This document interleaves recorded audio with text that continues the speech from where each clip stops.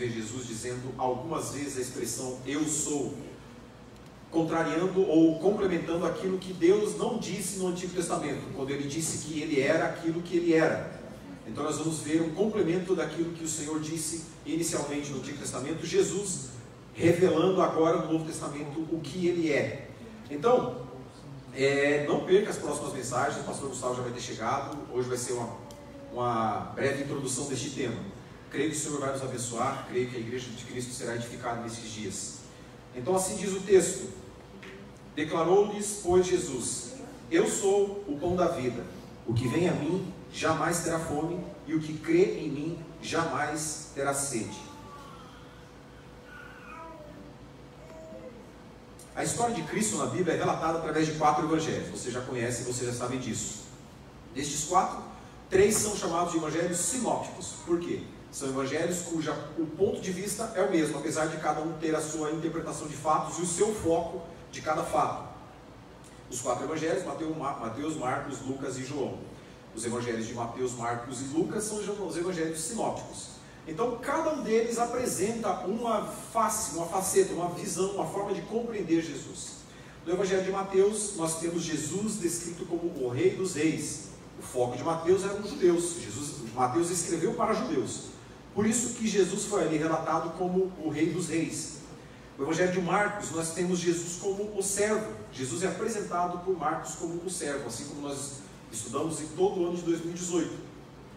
Marcos foi escrito para gentios, em especial para romanos. Então Jesus foi a eles apresentado como aquele que veio para servir. Lucas apresenta Jesus. Lucas escreve 2 cartas, uma delas é o evangelho com seu próprio nome, relatado a Teófilo, no qual retrata Jesus como um homem perfeito, onde não há falhas. E nós temos o evangelho de João. Por que o evangelho de João não faz parte desses 3 evangelhos sinóticos? Porque João foi escrito numa fase posterior à vida de todos os demais. O evangelho de João foi escrito no final do 1º século, quase que da morte de João, enquanto todos os demais foram escritos antes da primeira metade deste 1º século. E o objetivo de João não era dizer que Jesus era o Rei dos Reis, não era dizer que Jesus era o servo, nem dizer que Jesus era o homem perfeito. João tinha como responsabilidade, como propósito, como missão, defender a fé cristã. Então João tinha como propósito ali e mostrar que Jesus era o próprio Deus. E por que João tinha essa obrigação? Porque naquele momento da história da igreja, a partir da era dos apóstolos, com a morte de Cristo, iniciou-se um movimento em que, influenciado fortemente pela cultura grega, um movimento de dualismo, um entendimento dualista. Esse movimento, esse pensamento dos gregos, dos helênicos, era o entendimento de que a alma era boa e que a carne era má. O espírito era bom e a carne era má. Talvez você fale, nossa, mas eu achava que era isso mesmo. De fato, a nossa cultura, influenciada pelos gregos, traz isso. Apesar da Bíblia não nos mostrar, a nossa cultura mostra isso, traz isso. Que a alma é algo bom, enquanto que a carne é algo ruim. Sendo isso, e diante desse entendimento, os gregos não cabia na mentalidade grega que um Deus, um ser eterno, soberano, superior, poderoso, majestoso, eterno, entraria em um corpo material, na carne de um homem, encarnaria. Isso era inconcebível, porque o ser eterno é perfeito, é maior do que todas as coisas. Ele não seria colocado dentro da contenção humana, dentro de um corpo falho, fraco, perecível. Quanto mais a ideia de haver um Cristo ressuscitado. Poxa, se o Espírito não deve voltar, não deve habitar na matéria voluntariamente como foi Cristo encarnado, quanto mais depois de morrer voltar. É inconcebível essa ideia de que o Espírito tomaria novamente aquela mesma casa, que é uma casa corrupta, corruptível. Então, João tinha por objetivo demonstrar a sua tese, que era de que Jesus era Deus. Isso nós vemos através de João inicia o seu texto, o seu evangelho com essa informação. Você observa que João não começa falando de milagre, João não começa falando de genealogia de Cristo. O primeiro versículo do evangelho de João, no 1º capítulo, diz que no princípio era o verbo, e o verbo estava com Deus, e o verbo era Deus. Então aí reforça a informação de que o objetivo de João era mostrar que Jesus era de fato Deus encarnado. E olha que curioso essa situação, essa expressão. Para nós, a nossa tradução literal, o verbo é palavra, né? Então Jesus era palavra, às vezes a gente vai pensar que, porque pela palavra ele criou tudo que existe, mas é um pouco mais profundo que isso. É também, mas não somente. Essa expressão verbo, que a nossa tradução João Ferreira de Almeida nos traz, vem do grego que significa logos. Esse logos vem de logia, que é aquela expressão que vocês conhecem, de filosofia, que é o estudo, é pôr uma ordem a elementos aleatórios. É também isso. Jesus é aquele que pôs ordem a um caos. Mas além disso, há um outro entendimento grego dessa expressão de lógica, de logia, né? De logos, originado dessa expressão lógica e logia. No entendimento grego, olha como o Evangelho comunica-se com a cultura. No entendimento grego dos dias em que João viveu e escreveu, Deus, o entendimento do grego era o seguinte, que Deus era aquele ser superior, que habitava num local de luz inacessível, até aí, né, estamos iguais, a nossa palavra nos revela isso, mas esse Deus, por ser um ser extremamente puro, ele não se comunicava com mortais, ele não tinha contato direto com mortais. Então para a gente isso já difere da nossa fé. E para que Deus estabelecesse contato com mortais, com pessoas como nós, Deus criou um segundo ser, um Deus menor, um demiurgo que era chamado. Esse Deus menor era chamado de Logos. Era um ser intermediário entre nós e Deus, que fazia, que levava para Deus os nossos anseios e trazia de Deus as respostas que nós pedíamos. Era o ser que mantinha a intermediação entre nós. Era esse Logos, era essa pessoa, não é apenas uma palavra, é também uma pessoa, o Logos de Deus. Então João diz para os gregos que seriam os receptores da sua carta, que no princípio era o Logos. Até aí ele não está diferenciando em nada do que a gente pensa. Talvez a gente pense, poxa, mas Cristo não é um Deus menor, ele não é um demiurgo. Como é que João diz isso? Mas ele continua dizendo que esse Logos estava com Deus, ou seja, ele tinha a mesma essência de Deus, a mesma ousia de Deus, a expressão teológica para isso. Mas não somente tinha a mesma essência e estava com Deus, esse verbo, esse Logos, era Deus. Então não é um Deus menor, ele é um Deus tal qual o Deus que nós servimos. Então João, através de um simples versículo, um pequeno versículo, ele desconstrói a filosofia grega inteira, de que o Jesus, aquele que as pessoas estavam vendo e dizendo, haviam visto, né, e diziam que ele não era o Deus, ele era o mesmo que estava com Deus no princípio de todas as coisas. Ele tinha a mesma essência de Deus e ele era o próprio Deus. Então João utiliza esse primeiro versículo para iniciar a sua defesa, a defesa da tese de que Jesus Cristo era o Deus que havia encarnado, e que encarnado não perdeu a sua essência de Deus, continuou sendo Deus, e morreu e assumiu aos céus, ascendeu aos céus como Deus. Além disso, João não fica apenas nessa defesa, nessa primeira tese. João relata 7 milagres do Senhor, 7 sinais que são tratados no Evangelho de João, que indicam o 7 é o número da totalidade de todas as coisas, é o número da perfeição, é a soma de todos os elementos. Por isso que a gente vai ter essa simbologia de 7 no Apocalipse diversas vezes. A gente já falou algumas vezes, vamos repetir em alguns momentos na escola dominical, mas o objetivo de 7 não é um número místico, mas sim é exemplo da totalidade do Senhor, aquilo que Deus é de mais amplo, de mais completo. Então quando esses 7 milagres que João relatou de Jesus é para mostrar que Jesus tem poder sobre todos os elementos que ele criou. O primeiro milagre, João 2, de 1 a 10, que fala quando Jesus transforma a água em vinho. O segundo milagre é a cura de um oficial, capítulo 4. No capítulo 5, Jesus cura o paralítico de Betesda. Capítulo 6, Jesus multiplica pães e peixes, é o quarto milagre. No capítulo 6, Jesus caminha sobre o mar da Galileia, o quinto milagre. O sexto milagre é quando Jesus cura um cego de nascença, no capítulo 9. E o último milagre relatado é quando Jesus ressuscita Lázaro, no capítulo 11. Mais uma vez, João demonstrando que Jesus era Deus, porque além dele ter a mesma essência de Deus, além dele ser Deus, como relatado no primeiro versículo, no primeiro capítulo, Jesus cumpriu aqui milagres que apenas um Deus seria capaz de fazer. Um ser humano qualquer não faria esses milagres. Mas Jesus não para por aí. João não para por aí. João relata, depois disso, 7 afirmações de Cristo, onde Jesus diz, eu sou alguma coisa. E essas afirmações estão lá no capítulo 6, a primeira afirmação, onde Jesus diz, eu sou o pão da vida. Nesse capítulo 8, Jesus vai dizer, eu sou a luz do mundo. Capítulo 10, eu sou a porta das ovelhas. Ainda no capítulo 10, versículos 11 a 14, eu sou o bom pastor. Depois no capítulo 11, 25 a 26, eu sou a ressurreição e a vida. No capítulo 14, eu sou o caminho, a verdade e a vida. E no capítulo 15, de 1 a 5, eu sou a videira verdadeira.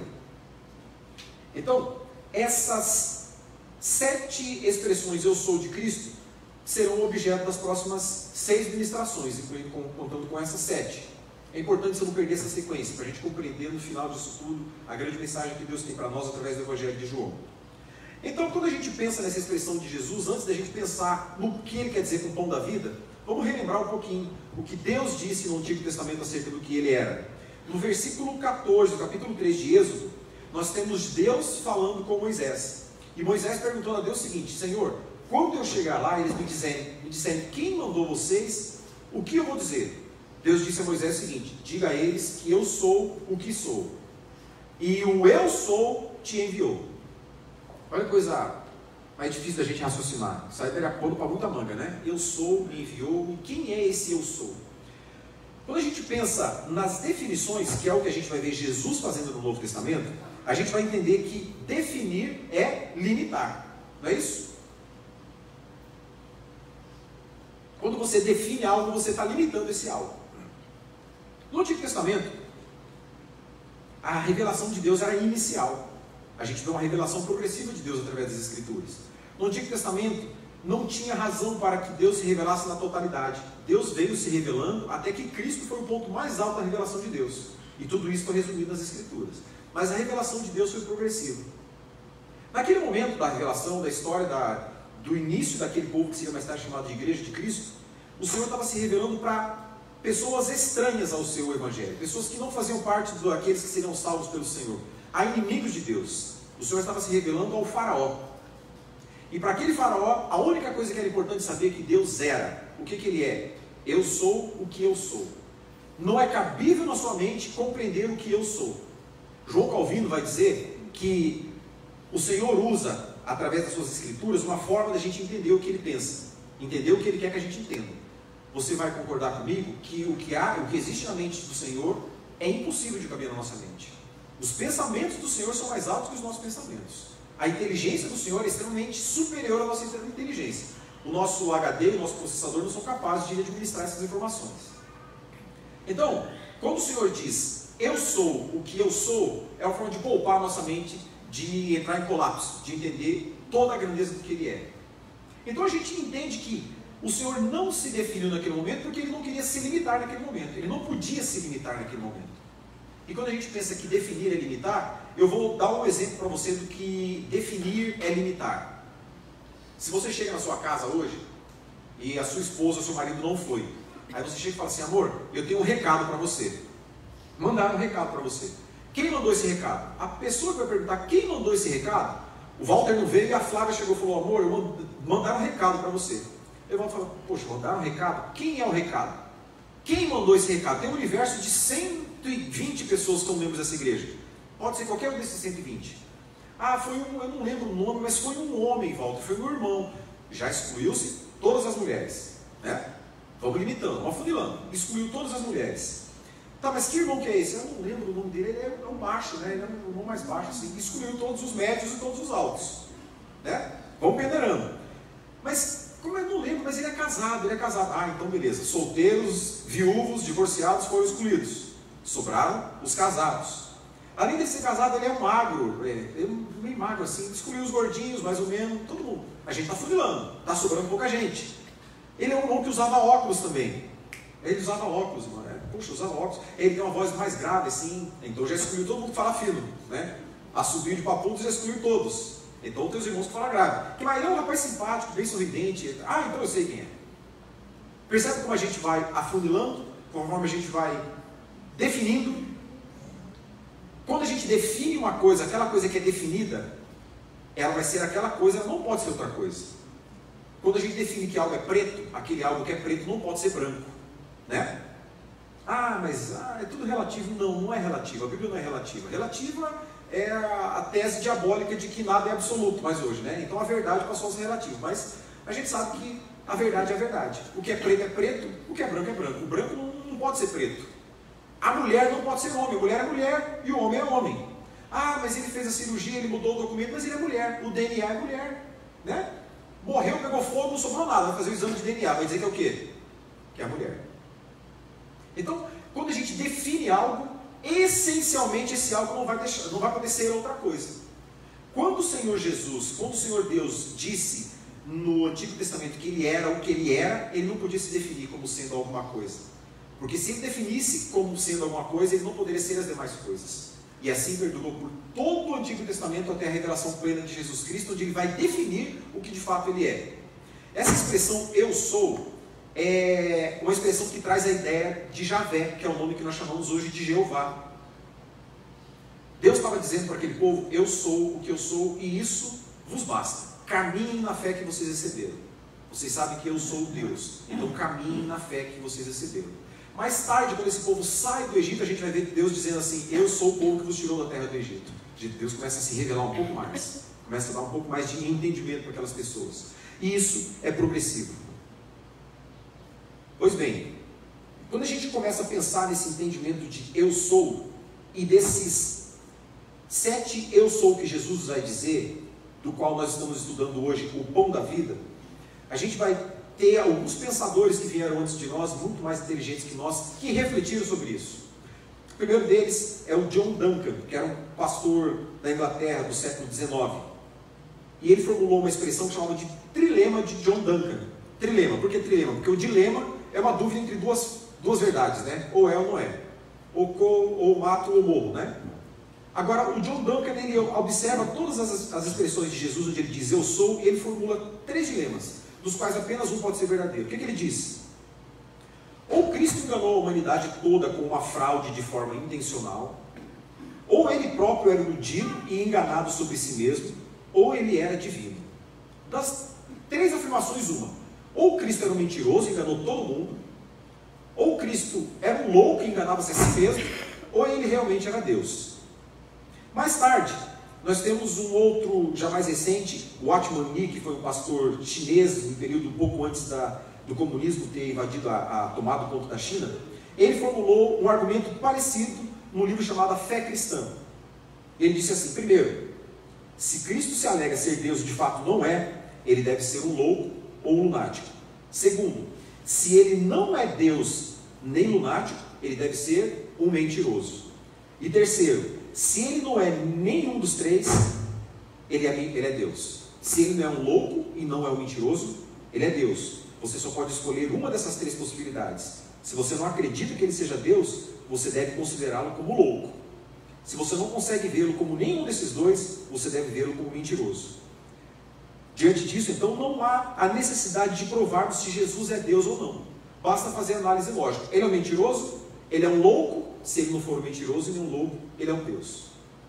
Isso serve para a gente pensar quando pessoas nos dizem assim: eu não reconheço Jesus como um Deus, eu reconheço Jesus como um homem bom, que fez coisas boas, que é um paladino da moralidade, que é um homem que trouxe um grande movimento para a sociedade. Então Jesus era um homem bom. A gente não pode acreditar nisso. Na nossa fé, se Jesus Cristo não era um Deus, ele era um louco ou ele era mentiroso. Então, se ele é um louco ou um mentiroso, ele não pode ser uma pessoa boa, que foi um paladino da moralidade. Vocês estão entendendo onde eu estou querendo caminhar? Pois bem, mais à frente, 1942, C.S. Lewis, esse cidadão você conhece, aquele que escreveu as Crônicas de Nárnia, que todo mundo gosta, um cristão brilhante. Ele escreveu um seu argumento que é o mais conhecido. Todo mundo que fala disso acha que o argumento é dele, mas na verdade já vem de outros anteriores a ele. Mas como ele lia muito, ele teve acesso a essa informação. Então ele resume todo esse trilema na seguinte expressão: ou Jesus era um lunático, ou um embusteiro, ou o próprio Deus. Convictos de que Jesus é Deus, vamos ao que ele diz sobre si. Então o que nós pensamos, o que nós cremos que Jesus é, sabendo que Jesus é Deus, sabendo que ele não é um mentiroso e que ele não é um louco, nós sabemos que ele é um Deus, nós vamos passar a pensar no que ele diz sobre si. Eu não sei se você já se relacionou, já teve contato com pessoas esquizofrênicas. Eu tive um cliente que era assim.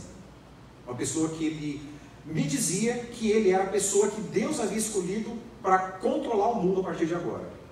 Ele dizia que a BR deveria ser fechada porque grandes animais viriam do lado da Itaipu para a região sul aqui da cidade, passariam pela rodovia e se tivesse gente ia fazer um estrago imenso. Ele dizia isso com uma convicção de verdade, ele falava isso. Ele fez vários protocolos nos órgãos públicos da cidade, pedindo para fechar a rua no dia tal, pedindo para fazer barricada, fazer escolta, porque os animais viriam.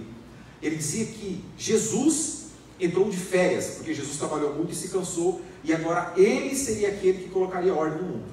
Ele falava isso de verdade, ele falava com pessoas de cidade aqui, delegacia de receita, no fórum de justiça, ele foi com essa história. Mas você observava que ele não mentia, ele realmente acreditava naquilo tudo que ele dizia. Ele cria que ele era esse substituto de Cristo. Então, quando esses três homens nos dizem essas informações, cabe a nossa reflexão.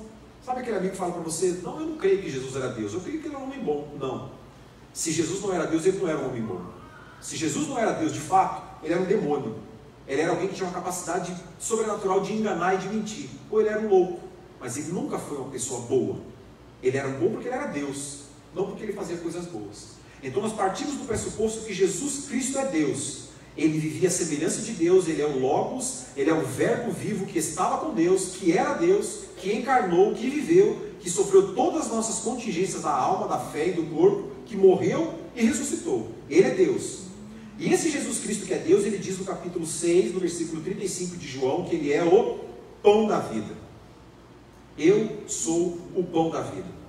Por que Jesus inaugura essa sua pregação se comparando com um alimento? Por que Jesus vai dizer justamente que ele é um pão? Jesus se compara, ele faz esse comparativo com o alimento, porque o alimento é algo essencial e fundamental e básico para a nossa vida. Sem alimento ninguém vive. Nosso corpo é o quê? É uma máquina. É uma máquina que tem diversas engrenagens, diversos músculos, diversos segmentos que funcionam com base na energia, com base em alimento. O carro precisa de gasolina e nós precisamos de alimento. Sem alimento nós não fazemos nada. Esse alimento ele é capaz, ele é necessário para produzir energia para os nossos movimentos, mas também para os nossos órgãos continuarem funcionando. Nosso coração só bate se tem energia, se não tem ele para. O nosso cérebro só funciona bem se a gente tiver, além da energia, se a gente tiver vitaminas suficientes para alimentá-lo, para que a nossa memória seja boa. Jesus está dizendo que ele é aquele ser que nos preenche, que nos alimenta, que sustenta a nossa vida. Além disso, o alimento, depois que ele entra no nosso estômago, é triturado, é digerido, e ele entra completamente em todos os pontos do nosso organismo. Ele não passa do estômago e vai embora, desce para os intestinos e vai embora. Ele vai por todas as células do nosso corpo, ele alimenta todos os núcleos celulares do nosso corpo. Se há a célula que faz a tua unha crescer, existe alimento que produz energia para isso. Que faz o seu olho piscar, a sua pálpebra piscar, existe alimento que faz isso piscar. Significa que o alimento que a gente come, ele penetra no nosso sangue e ele faz parte do nosso ser. Se você não concorda com isso, diga isso para o seu colesterol, né? O seu colesterol é alto por quê? Porque você come picanha demais, você come costela demais. Por isso que o seu colesterol é alto. E isso está no seu sangue. Isso está no seu sangue. É fruto do alimento que você ingeriu com a sua boca e chegou até o seu sangue. Cristo está se comparando a este alimento. O alimento, quando dá sua falta, ele produz fraqueza inicialmente. A gente fica fraco, a gente fica debilitado. Se essa fraqueza se prolongar por muito tempo, você morre. Você começa a entrar em falência. E o seu organismo deixa de funcionar. O seu coração não tem mais energia para bater. E você vai morrer, inevitavelmente. Tudo bem, essa é a relação de alimento. Mas por que Jesus vai se comparar, além de comparar-se com o alimento, ele se compara com o pão, não com qualquer outro tipo de alimento? Porque Jesus estava falando para um grupo de pessoas, dentre as quais existiam os judeus, cuja história era passada de pai para filho. E os judeus lembravam bem o valor que o pão tinha na sua história. Quando Jesus o sustentou por 40 anos no deserto, através do maná, que era assemelhado a um pão. Quando se falava de pão, eles lembravam que foi aquilo que sustentou várias gerações, caminhando por um deserto. Quando se falava de pão, as pessoas sabiam que era o alimento mais básico que tinha que existir na mesa de todo mundo. Então por isso que Jesus se diz sendo o pão. Só que Jesus ele não disse que ele é apenas um pão. Jesus é o pão da vida. Por quê? Porque todos os pães que todos aqueles homens comeram no deserto, serviram para o seu alimento, para a sua energia, temporariamente, por um curto espaço de tempo. Todos aqueles que comiam o pão, em poucas horas eles tinham fome novamente. Em poucas horas a sua energia estava acabando novamente. Eles precisavam de mais um pão, de mais uma dose, de mais uma quantidade de pão, de mais energia. Eles precisavam dar mais um passo e precisavam de mais comida, precisavam de mais fonte de energia. O versículo 59 desse mesmo capítulo 6 de João vai dizer que Cristo é o pão vivo, não somente o pão vivo, mas aquele que desceu dos céus. É um pão que é eterno, é um pão que nunca acaba, um pão que nunca perece. Jesus é o pão vivo que desceu dos céus, é o pão que não perece, é o pão cujo qual daquele que dele comer nunca vai ter fome, nunca vai ter sede. Jesus está se revelando como essa fonte eterna de energia, essa fonte eterna de vida, essa fonte que não acaba. Lembra que no versículo, nós lemos o versículo 35? Nós vemos nesse capítulo, nessa sequência, Jesus vem falando que Ele é o pão. No versículo 34, os discípulos dizem: Jesus, Senhor, então nos dá esse pão. Dá esse pão para a gente que você está falando. E aí é quando Jesus se revela: eu sou o pão vivo. E todo aquele que de mim comer nunca mais terá sede. Todo aquele que vier a mim nunca mais terá fome. E todo aquele que de mim provar nunca mais terá sede. Jesus faz uma referência também a ser aquele pão que mais tarde Ele viria partilhar na ceia com os seus discípulos. Quando Ele partilha o pão, Ele dá às pessoas e diz: este é o meu corpo que é dado por vós. Comer dele todo em memória de mim. Jesus sempre se mostrou como sendo este alimento, como daqueles mais básicos, mas sem o qual ninguém pode viver eternamente. Enquanto o pão feito de trigo e de água e de azeite pereceria em alguns momentos, a sua energia em nós passaria por alguns instantes, nós teríamos fome novamente. Jesus, na condição de pão vivo que desceu do céu, é aquele que é eterno, que quando Ele adentra na nossa vida, a nossa fome é cessada. Aquele cuja energia, quando entra no nosso corpo, no nosso sangue, nunca mais acabará, nunca mais terminará. Quando a gente pensa nessa questão de energia, é bom a gente lembrar do nosso carro, né? A gente abastece o carro hoje, enche o tanque, gasta um monte de dinheiro, daqui 3, 4 dias a gente não tem mais gasolina, a gente precisa abastecer de novo. Aí a gente vai mais um pouco mais distante, a gente pensa naqueles navios nucleares, né?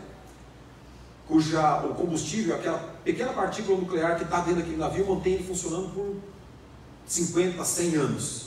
Uma quantidade maior de combustível. Mas a gente pensa que Jesus é o pão cuja energia jamais acabará. É aquele que quando a gente prova dele, nunca mais, não será 2 dias, 3 dias, não será 50 ou 100 anos. Nunca mais teremos fome e nunca mais teremos sede. O que a gente pode pensar deste pequeno fragmento de texto que nós vimos? Primeiro pensamento: vir a Cristo, ou comer do pão da vida que desceu dos céus, não é se alimentar de algo dado por Deus. São coisas diferentes. Comer da carne de Cristo não é comer daquilo que Cristo nos dá. Por que a gente pensa isso? Porque nós somos acostumados a nos alimentar daquilo que Cristo nos dá e não daquilo que Cristo é. Quer ver? Quando a gente pensa na nossa fé cristã, quais são as primeiras palavras que a gente tem quando vai falar de Jesus para alguém? Primeiro a gente procura quem a gente vai falar de Jesus. E a gente imagina que aquela pessoa que está sofrendo, vai ser mais fácil a gente falar de Jesus, né? Aquela pessoa que está passando uma desgraceira na sua vida, que não tem esperança para nada. A gente vai e dá uma palavra de esperança. Mas raramente a gente vai falar de quem Cristo é. A gente costuma falar do que Cristo faz. Você está triste? Vem para Jesus você ser feliz. Vem cá. Jesus vai tirar essa tristeza do seu coração. Jesus vai tirar você dessa miséria. Jesus vai te dar uma vida nova. A gente está vendendo um produto ou um serviço.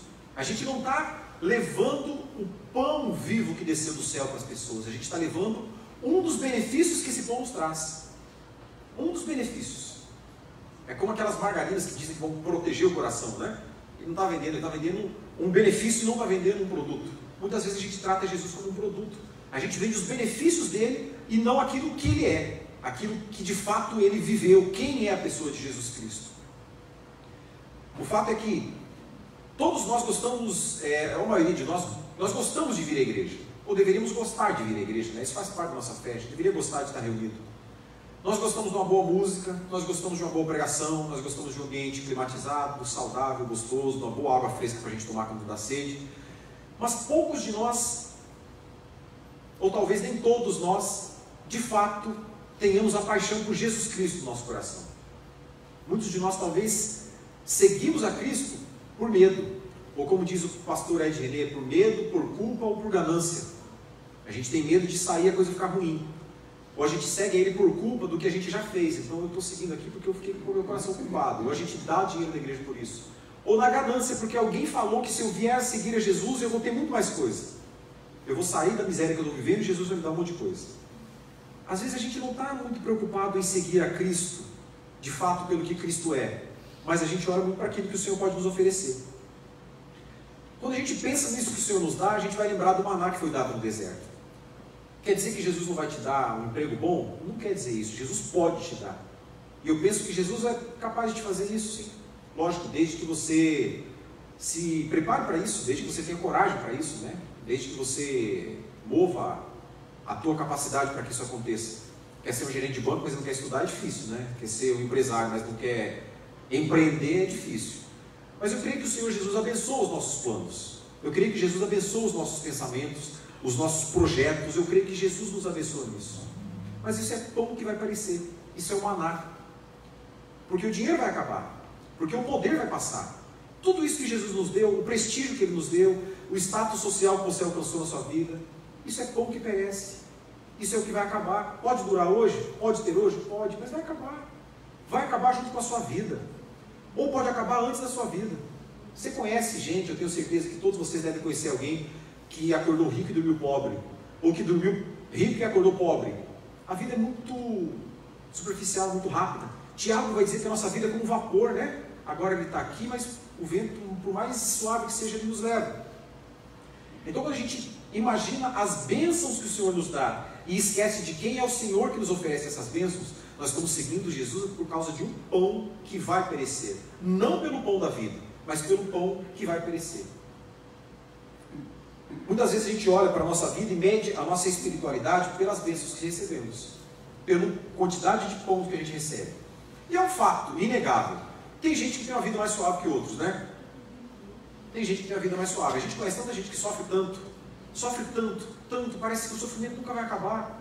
É sofrimento financeiro, é sofrimento com o filho, é sofrimento com a esposa, é tanta desgraça uma atrás da outra, que você fala, meu Deus, mas o que acontece? Do outro lado a gente vê gente que passa na vida ileso, como se nada nos afetasse. Não tem crise financeira, a família é uma bênção, os filhos são abençoados, o emprego vai bem, a empresa está de vento em pouco, parece que nada nos abala. E a gente tende a medir a espiritualidade das pessoas por isso. A gente fala, olha lá que bênção, está vendo? Aquele irmão é fiel. Deus dá para quem é fiel. Ele merece aquilo. Quando a gente vê algum irmão sendo abençoado, trocando de carro, comprando uma casa, a gente fala, você merece, meu irmão. Se o nosso coração estiver muito fiel no Senhor, a gente vai acreditar que a gente merece. Mas o fato é que a gente não merece. Deus está sendo gracioso. Aí a gente fala amém para não deixar o irmão constrangido. Mas a gente sabe que a gente não merece. Lá no fundo, nós sabemos que a gente não merece. A gente sabe que a gente não merece nem a água que a gente tem para tomar, que é graça do Senhor. Se você acredita que você merece a tua água, você precisa ter um encontro urgente com Deus, porque você não merece. Mas o fato é que Jesus nos dá muitas bênçãos, e outras pessoas não são assim tão abençoadas, e a gente é seduzido a vincular a bênção com a prosperidade espiritual. A gente fala, aquele irmão, olha como é o irmão abençoado, ele é um fiel do Senhor. E quando a gente começa a internalizar esse pensamento, a gente vai passar a acreditar que de fato a gente é abençoado. E a gente vai caminhar achando que eu sou muito bom mesmo. E é por isso que Deus me dá as coisas, porque eu sou bom, eu sou fiel, eu dizimo, eu dou dízimo da erva, do cominho, dou dízimo de tudo. Por isso que eu sou abençoado. Aí vai chegar um dia que a gente vai pensar assim, eu estou rico e abastado, não preciso de mais nada, minha vida está boa, eu não preciso de mais nada, eu não preciso mais ir na igreja, eu não preciso mais. Lembrando tudo aquilo que ele já falou. Quem pensa em ir à igreja tem um pensamento cristão errado. Nós não viemos à igreja, nós viemos cultuar a Deus. O que a gente faz hoje não é vir à igreja, a gente vem à igreja para cultuar a Deus, não para bater um cartão e cumprir um ritual. Então quando a gente chega nesse ponto de pensar, eu estou feliz, eu estou abastado, eu não preciso de mais nada. Olha lá, minha esposa está bem, os meus filhos estão criados, eu tenho dinheiro no banco, então eu não preciso mais, para que eu vou na igreja? Eu não preciso mais ir cultuar, meu Deus, está tudo bem.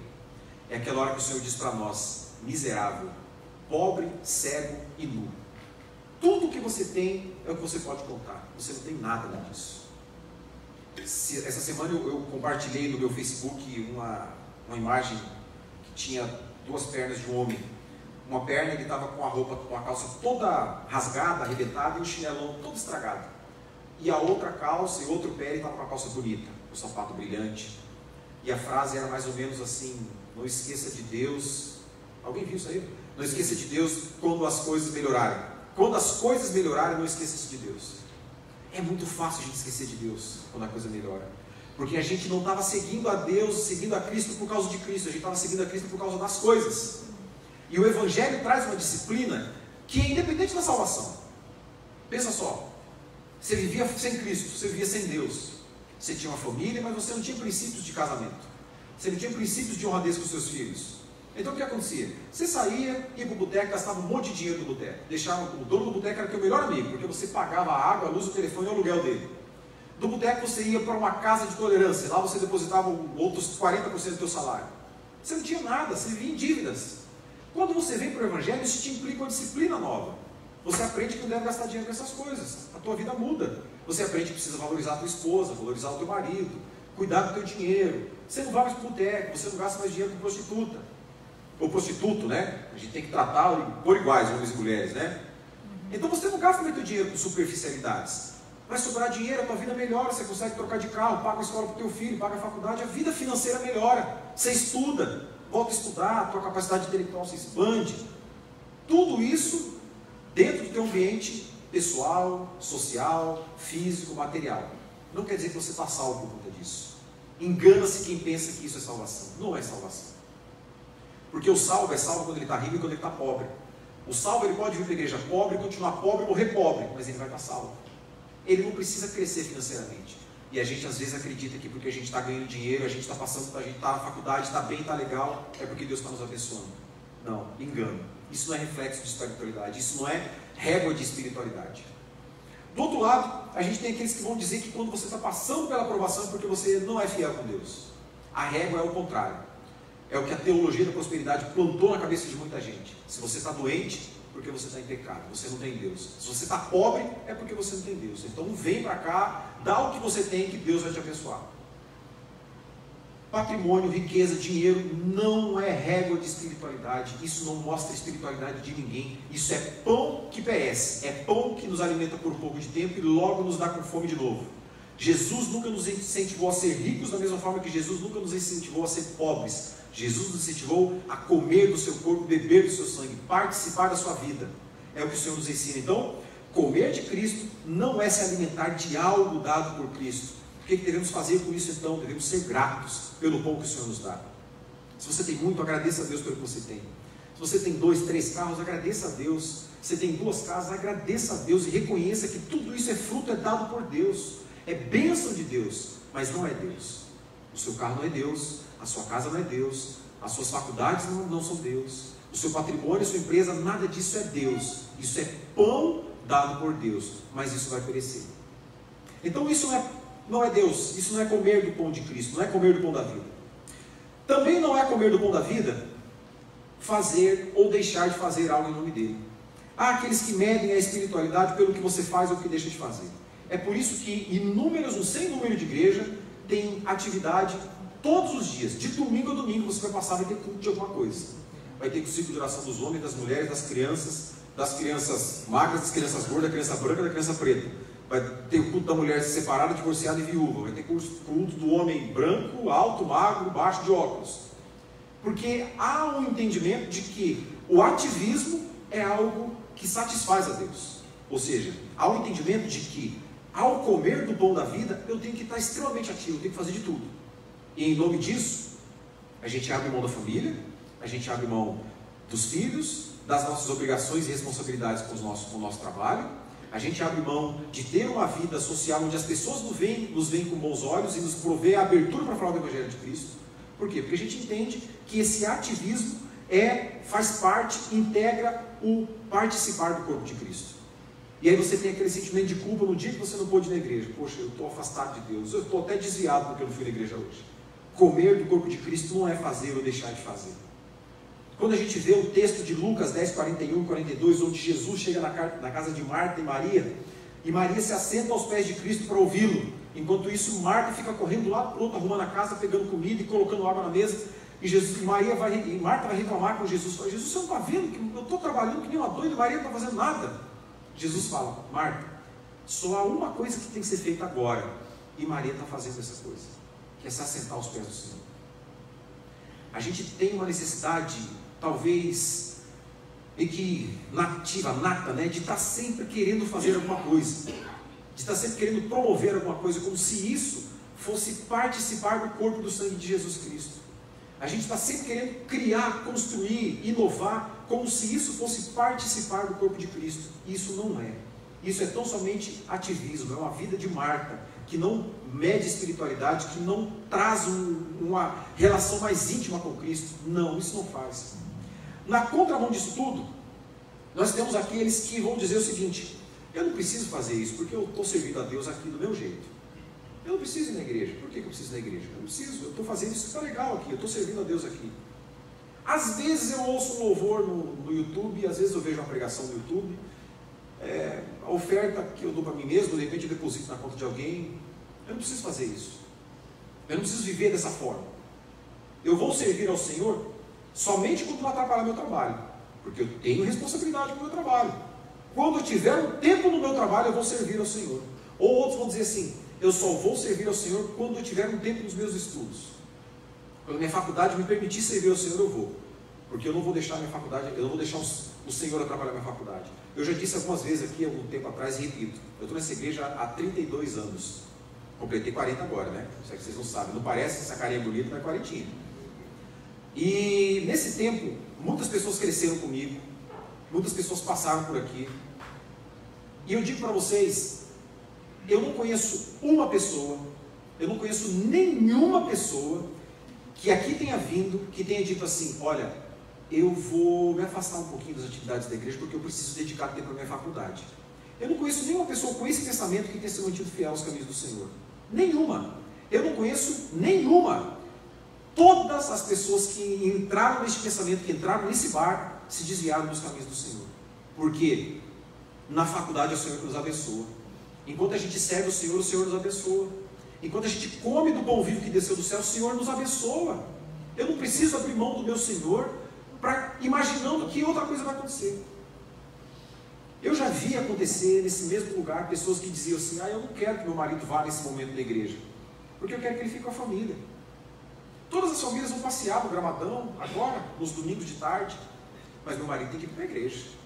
Todo domingo de tarde ele está na igreja, enquanto as minhas amigas estão com os esposos passeando no Gramadão com as crianças, com a bola e com o cachorro, e tomando picolé. Qual foi o resultado disso? O casamento terminou. A prioridade daquele relacionamento não era Deus, não era Cristo, era eles, era a instituição, era o pão que perece, não era Cristo. Quando a gente coloca Cristo em primeiro lugar da nossa vida, o Senhor não nos desampara. Eu nunca vi, relato bíblico, um justo mendigar o pão. Não é bíblico que alguém que dedique a sua vida a Cristo, ao pão que nunca vai perecer, mendigar o pão, passar por perrengues recorrentes na sua vida. A gente passa por dificuldades temporárias, mas isso não vai ser constante. A gente tem um grupo de adolescentes que estão terminando seu ensino médio e indo para a faculdade. A gente tem um grupo de pessoas que já estão na faculdade. E eu faço parte do grupo que já passou pela faculdade.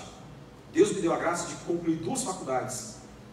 Irmãos, eu nunca perdi um culto, eu nunca deixei de tocar uma música, eu nunca deixei de fazer uma abertura de culto quando era moleque, por conta de uma prova, por conta de um trabalho, por conta de uma aula de faculdade. Nunca precisei fazer isso. E o Senhor sempre foi fiel, sempre me abençoou. Igual a mim, eu conheço inúmeras pessoas que podem dizer o mesmo testemunho, porque o Senhor é fiel conosco. Se a gente não crê que o Senhor é fiel, é vã a nossa fé. A gente tem que crer que o Senhor nos abençoa. Pois então, deixar de fazer, imaginando que não fazendo, eu estou servindo a Cristo do mesmo jeito. A gente tem uma palavra de Paulo aos Gálatas: não vos enganeis, de Deus não se zomba, pois aquilo que o homem semear, isso também ceifará. Porque o que semeia para a sua própria carne, da carne colherá corrupção, mas o que semeia para o Espírito, do Espírito colherá a vida eterna. Quais são as prioridades da nossa vida? Investir toda a nossa força e energia na pão que vai perecer, naquilo que vai acabar, naquilo que a terra vai comer, naquilo que o gafanhoto pode levar, naquilo que a bolsa de valores pode acabar com a gente, naquilo que os nossos investimentos podem acabar de um dia para o outro, no nosso banco. Quem teve dinheiro na época do Collor sabe muito bem o que é isso, né? Eu nunca tive dinheiro, nem antes nem depois do Collor. Mas quem teve dinheiro na época do Collor, que tinha poupança, né, Ricardão? Tinha poupança lá, dormiu com aquele saldo gordo, a poupança acordou sem nada. Sabe do que é isso? Conhece o gafanhoto.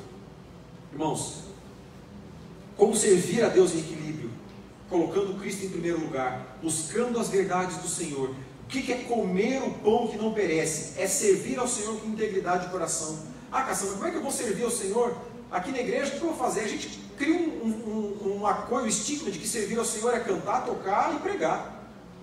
Gente, o campo é tão grande, o campo é tão vasto, e tem tanta gente, e tem tão pouca gente para colher. Como é que a gente pode servir a Deus aqui? Lógico, cantando, pregando e tocando, a gente precisa de gente para fazer isso sempre. Mas tem outras áreas. O que eu te sugiro? Visite alguém doente. Vai visitar alguém doente. Gaste tempo conversando com irmãos mais velhos. Gente, é comum os irmãos mais velhos se sentirem desamparados, porque eles não têm atenção. As pessoas não dão atenção. Gaste tempo conversando com irmãos mais velhos. Como é que a gente pode servir? Realize alguma tarefa doméstica de graça para irmãos com necessidades. Olha que bacana, já pensou nisso? A irmã saiu daquela cirurgia, ela não tem ninguém para cuidar do filho dela em casa. O que vai fazer? Vai lá, gasta um tempinho, lava a louça, vamos varrer o quintal, vamos cortar uma grama. A gente está servindo pessoas, servindo ao reino de Cristo, servindo o reino do Senhor. Fazer uma comidinha para compartilhar, levar uma marmitinha no carro para dar para alguém que está com fome. A gente pode fazer muito. O reino do Senhor não se resume em tocar, cantar e pregar. Não se resume em cuidar do pátio, dar aula para criança. Tudo isso faz parte e é fundamental. Mas não se resume a isso. Quantas vezes você encorajou o irmão que está passando por dificuldade? Isso é comer do pão do Senhor, é comer do pão vivo. Encoraja o irmão que está passando por dificuldade. Manda um WhatsApp para aquele irmão que você não viu no culto hoje. Pergunta para ele se está tudo bem, irmão. De repente, aqueles irmãos mais reservados que não querem abrir o seu coração e por conta disso sofrem muito, vão dizer para você, não, está tudo bem sim, está tudo tranquilo. Mas é bem possível que você encontre algum irmão e fale assim, irmão, está difícil, estou numa dificuldade, lascado, estou no perrengue. Você vai ter a oportunidade de gastar um tempo na sua semana orando com esse irmão, visitando ele. Irmão, não é atribuição do pastor da igreja. Está cuidando de todo mundo ao mesmo tempo. Criou-se um estigma também nas igrejas de que o pastor é aquele que tem que estar visitando todo mundo. O pastor acabou o culto, ele tem que visitar um, na segunda-feira ele tem que fazer agenda de visitação para visitar todo mundo. Não é verdade. Qual é a atribuição bíblica de um pastor? Pregar o evangelho. Como é que o pastor cuida da igreja? Pregando o evangelho. Como ele cuida das suas ovelhas? Pregando a boa palavra de Cristo.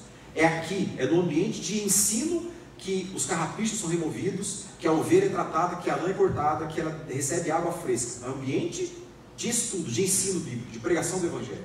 Óbvio que quando, eventualmente, o pastor vai ter que fazer isso aí. Mas não é a regra. Não é, até porque, se o pastor que você espera que tenha na sua igreja é um pastor que está todo dia visitando todo mundo, você não vai ter uma boa pregação no domingo, você não vai ter um culto no domingo, você vai ter qualquer coisa menos uma pregação. Irmãos, eu não sou um cidadão profissional nisso que eu estou fazendo aqui hoje, eu tenho muitas dificuldades, raramente eu consigo construir uma mensagem com menos de 8 horas de dedicação, 8, 10, 12 horas. Essa semana foi complicadíssima, porque eu tive que dar aula hoje de manhã e tive que pregar hoje à noite, ou seja, umas 10 horas de estudo, de pensamento, de reflexão para cada uma dessas coisas. Se o pastor Gustavo vai preparar uma mensagem para quarta-noite, com aula de domingo de manhã, aula de domingo à noite, você não pode esperar que ele esteja visitando todo mundo em todo o tempo, né? Não vai acontecer. É obrigação do corpo de Cristo cuidar um do outro. É obrigação nossa cuidar uns dos outros. Eu que preciso saber o que está acontecendo com o Célio. Se o Célio não está bem, eu vou lá e oro com o Célio. Não preciso falar, pastor Gustavo, o Célio está mal, vai lá orar por ele. Não é assim. Quando a gente entende que nós somos um corpo e que nós dependemos uns dos outros, a gente vai ter iniciativa de nos motivarmos, nos encorajarmos e caminharmos uns com os outros. Mas para isso também sejamos convenientes, né? A gente precisa se abrir, a gente precisa falar.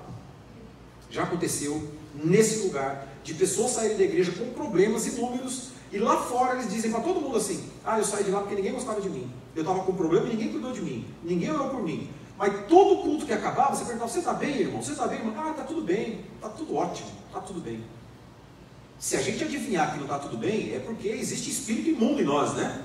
Se você adivinhar que o irmão está bem sem o irmão te falar, ou se você tem uma percepção sensorial, porque alguma coisa está ruim na tua vida espiritual. Talvez alguém esteja falando alguma coisa para você que não é de Deus. Então a gente precisa ter humildade para abrir o nosso coração. Porque faz parte de um processo de reconstrução a nossa humildade. Sabe o que é? Sabe como é que é isso? É eu chegar e falar, Ednei, eu estou muito mal. Eu pequei, eu estou ruim, eu preciso de oração, caminha comigo.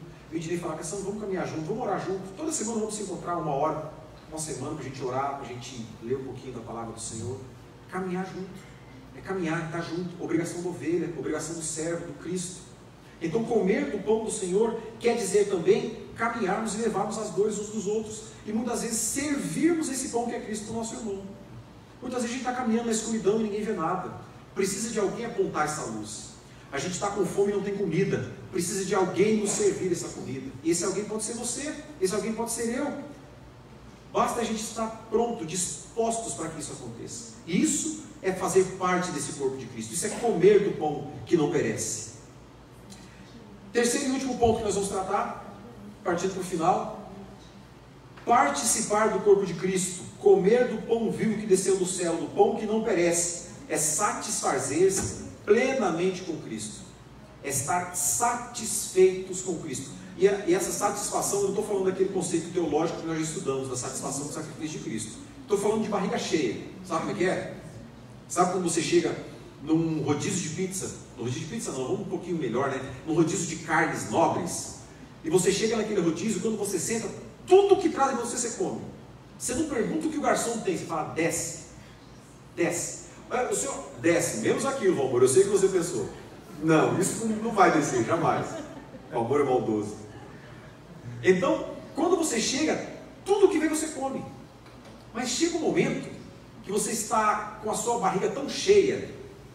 Desculpa a minha grosseria, minha esposa fala que o seu não é barriga cheia, você está satisfeito. Palavra mais adequada para o ambiente.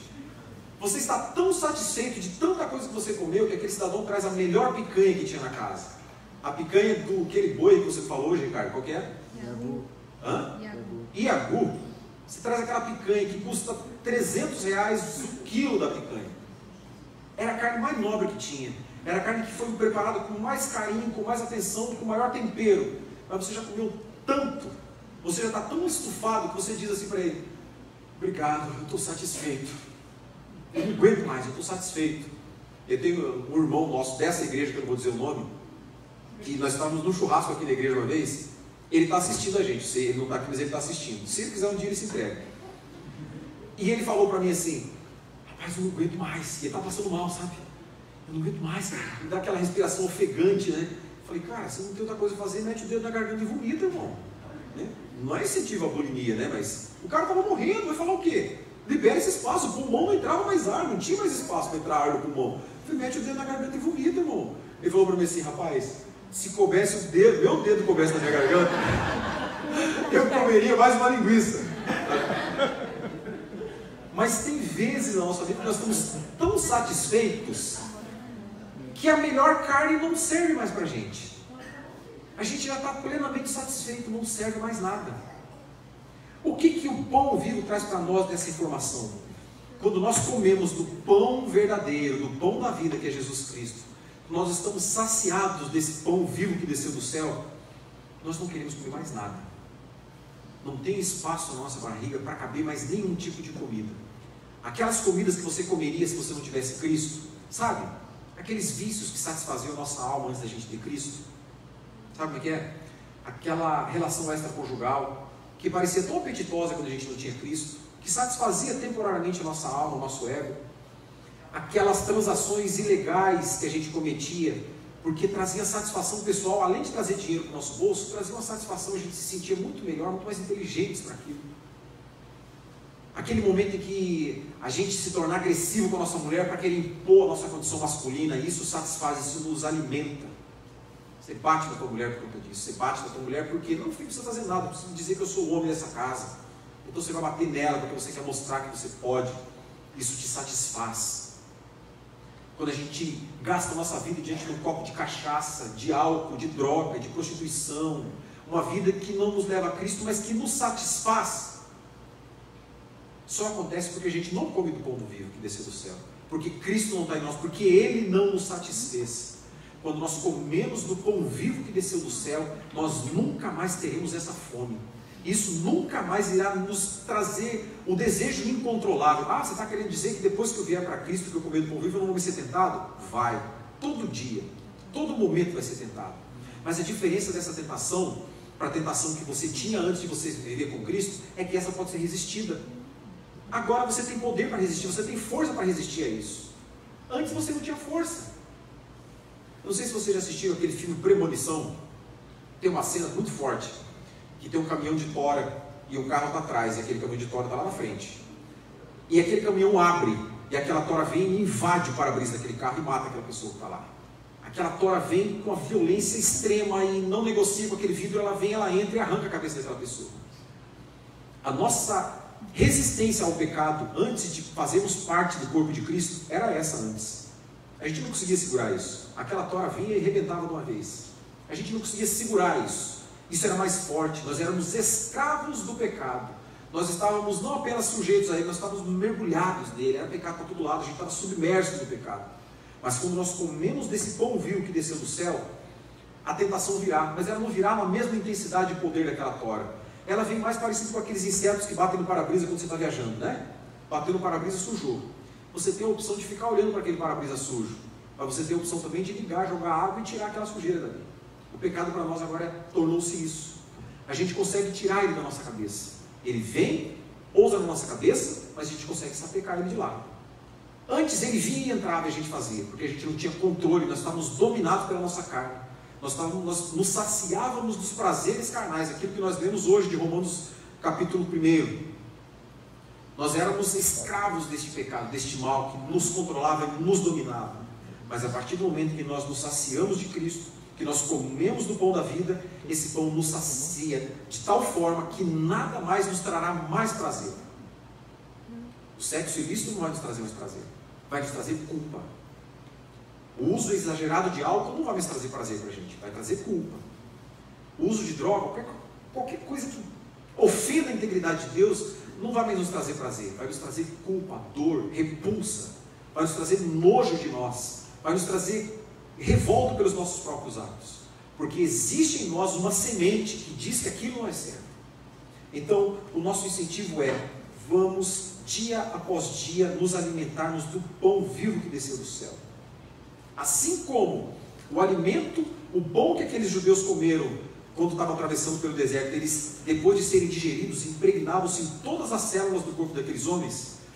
Quando nós comemos do pão vivo que desceu do céu, o sangue de Cristo, o corpo de Cristo, o pão de Cristo se impregna em todas as células do nosso corpo, e todo o nosso ser louva ao Senhor. Sabe? Todo ser que respira louva ao Senhor. Como a gente cantou na primeira canção: tudo que sou e tudo que tenho, louvarei ao Senhor. Com tudo que sou, com todos os órgãos do meu corpo, com todas as células do meu corpo, eu louvarei ao Senhor. Esse é o louvor que celebra a presença de Deus. Esse é o louvor que engrandece o nome de Deus. É o louvor que o Senhor recebe quando nós louvamos a Ele, não apenas com a nossa boca, não apenas com as nossas palmas, mas quando o nosso coração está diante dEle, quando o nosso coração está prostrado diante do Senhor. A gente não precisa estar o tempo todo ajoelhado para mostrar para os outros que a gente é humilde, mas o nosso coração precisa estar dobrado diante do Senhor. O nosso coração tem que estar contrito, a nossa cerviz tem que estar dobrada diante do Senhor, reconhecendo que Ele é o Senhor, reconhecendo que todos os pães que Ele nos dá, todo o nosso trabalho, riqueza, dinheiro, poder, prestígio, status, é o pão que o Senhor Jesus nos dá, mas que vai perecer. Mas que a nossa salvação, a paz do nosso coração, do nosso espírito, a nossa relação pacificada com Deus, é de fato o pão vivo que desceu do céu, e esse não irá perecer. Como é que a gente desenvolve isso em nós? A gente precisa praticar as práticas, a gente precisa exercitar as práticas espirituais, as práticas da graça, da fé. Como é que está a tua jornada diária? Você tem orado ao Senhor diariamente? Você tem refletido na palavra do Senhor diariamente? Eu estou falando ler a palavra do Senhor. Se é para ler, não leia, não gasta tempo fingindo que você está buscando uma coisa. Isso é ler, né? Eu pego a minha Bíblia, eu li a minha Bíblia, mas enquanto eu estou lendo a minha Bíblia, eu estou pensando naquele boleto que eu tenho que pagar ainda hoje. Eu estou pensando naquela corrida que eu tenho que fazer ainda hoje, naquela diligência que eu preciso resolver hoje. Quanto tempo da sua vida você medita na palavra do Senhor? Você medita no que Deus tem dito para você, no que o Senhor quer que você saiba da palavra dele? Quanto tempo você dedica em oração ao Senhor? Quanto tempo dos seus pensamentos você dedica ao Senhor? Irmãos, a gente vive num tempo em que milhares de coisas permeiam nossa mente, todo segundo. O tempo que você ficou aqui, você resistiu bravamente, porque certamente o seu celular está vibrando de mensagem chegando no teu WhatsApp. E você resistiu para não pegar ele para olhar o que eu estou falando. Certamente a tua mente está pensando no resultado daquele jogo, que talvez você saiu de casa antes de terminar, e você não sabe o que vai acontecer. A nossa mente funciona a milhares de informações por segundo. Mas quanto da nossa mente a gente dedica a pensar no Senhor? Naquilo que o Senhor fez por nós, naquilo que nós temos feito em prol do reino do Senhor? Quanto de nós temos pensado em fazer do reino de Cristo progredir? Quanto da nossa mente a gente tem pensado em ajudar alguém? Quanto da nossa oração a gente separa para orar e interceder por alguém que está sofrendo? Que você sabe que está sofrendo. Isso é participar. A partir do momento que Cristo entrou em nós, Ele se integra ao nosso ser. O pão desceu do céu se integra ao nosso ser. E nós participamos do corpo de Cristo. Talvez essa mensagem de hoje, também com a da semana passada, fossem mensagens propícias para um momento de ceia, onde a gente partilharia do pão, a gente beberia do vinho. Mas esse partilhar do pão e beber do sangue de Cristo pode ser feito todo dia. A gente pode fazer isso todo dia. Sempre que a gente vive o Evangelho de Cristo, que a gente coloca o nosso coração diante do Senhor e resolve servi-lo. Sabe qual que é? Entre você servir a si próprio e servir a Cristo, sirva a Cristo. E a gente pode servir a Cristo fazendo de tudo que a gente faz. Tivemos aqui um culto com o pastor Ednilson, onde ele falou de fé, profissão e vocação. Sensacional. Você não vê, você perdeu, você não vai ter de novo isso. Fantástica a forma como ele apresentou para a gente a doutrina do Beruf, que é a forma com que o cristão serve com o seu trabalho. A gente consegue servir e ser grato e louvar a Deus e glorificar o nome do Senhor no nosso trabalho, com as nossas relações pessoais, com as nossas relações profissionais, com os nossos negócios, servir ao Senhor em todo o tempo. Isso é participar do corpo de Cristo. Não é cultuar a Deus nessa reunião solene, mas cultuar a Deus em todo momento. O que eu convido você nessa noite, meu querido, meu irmão, minha irmã, é a decidir por fazer parte, por comer desse corpo de Cristo, beber desse sangue de Cristo. Se o Senhor Jesus falou no teu coração nessa noite e te apontou práticas na tua vida que precisam ser deixadas de lado, tenha coragem. Tenha coragem, não deixe para amanhã. Não espere acontecer mais um dia, mais 2 dias. Tenha coragem de confessá-las ao Senhor ainda hoje e de abandoná-las ainda hoje. Não saia daqui com o coração corrompido pelo pecado. Se o Senhor Jesus te convidou a vir para perto dele, se você até hoje não conheceu a Cristo, não se entregou a Jesus Cristo, faça isso nessa noite. Você não precisa vir aqui, não vou falar para você vir aqui, erguer a mão, nada. Coloque o seu coração diante do Senhor e fala: Jesus, faça morada na minha vida, perdoe-me dos meus pecados, me ensine os teus caminhos. E começa a congregar com a gente, começa a andar junto. O Senhor vai transformar a tua vida. Coma do pão, beba do sangue, participe do sacrifício de Cristo e submeta todos os teus pensamentos e ações ao senhorio de Cristo. Tem uma canção que a gente diz: sobre o meu pensar, tudo que eu falar, faz refletir aquilo que está em ti. Não é só o que a gente faz, mas o que a gente pensa, o que a gente fala, que a gente submeta tudo isso ao senhorio de Cristo, sabendo que Ele não é apenas o Rei, mas Ele é o Senhor de todas as coisas. Vamos orar, meus queridos? Vamos orar ao Senhor. E se você sentiu que você deve abandonar alguma prática nessa noite, confesse ao Senhor aí onde você está. Se você sentiu que deve se entregar a Jesus, como a gente costuma dizer, aceitar a Jesus, faça também aí onde você está. Mas não saia daqui da mesma forma que você entrou, com as mesmas expectativas, sonhos e projetos.